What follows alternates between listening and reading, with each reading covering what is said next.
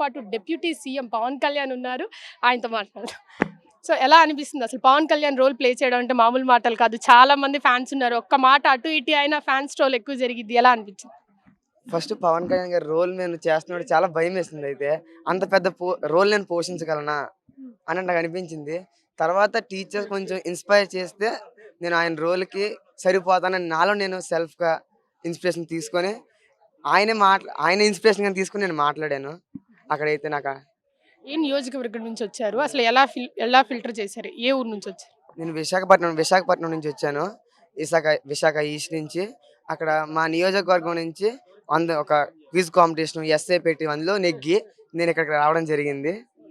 అంటే అసెంబ్లీలో అడుగు పెడతాము అని అనుకున్నావు ఎప్పుడైనా, లేకపోతే ఇలా ఊరికే వచ్చేసా? నేను ఎప్పుడైతే అసెంబ్లీలో అడుగు పెడతానో సీఎం గారిని చూస్తానని కూడా నా ఇంత చిన్నతనంలో చూస్తాను ఎప్పుడూ అనుకోలేదు. ఫస్ట్ టైం లైవ్ ఎక్స్పీరియన్స్ చేశాను నేను సీఎం గారిని. అంటే 45 సంవత్సరాల రాజకీయ అనుభవం ఉంది సీఎం గారికి.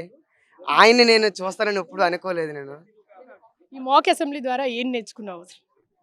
మాక్ అసెంబ్లీ ఎలా జరుగుతుంది, అక్కడ కమ్యూనికేషన్స్ ఎలా ఉంటాయి, అటుపక్క పార్టీకి ఇటుపక్క పార్టీకి కమ్యూనికేషన్ ఎలా ఉంటుంది, క్వశ్చన్స్ ప్రజల కోసం ఎటువంటి క్వశ్చన్స్ అడుగుతారో మొత్తం అన్ని పిన్ పాయింట్గా మొత్తం నాకు తెలిసింది. Who is your favourite politician? My Jagan. Oh good, opposition అన్నమాట.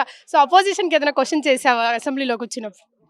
అంటే నేను ఆన్సర్ ఇచ్చాను, వాళ్ళు క్వశ్చన్ అడిగితే ఆన్సర్ ఇచ్చాను. అంటే ఫ్యూచర్లో ఏం అవ్వాలనుకుంటున్నావు? యాజ్ ఎ పొలిటీషియన్ జగన్ అంటే ఇష్టం అన్న పాలిటిక్స్కి రావాలనుకుంటున్నావా, లేకపోతే వేరే స్ట్రీమ్ ఏదైనా తీసుకొని డాక్టరో ఇంజనీరో అవ్వాలనుకుంటున్నావా? నేను పాలిటిక్స్లోకి రావాలనుకుంటున్నాను.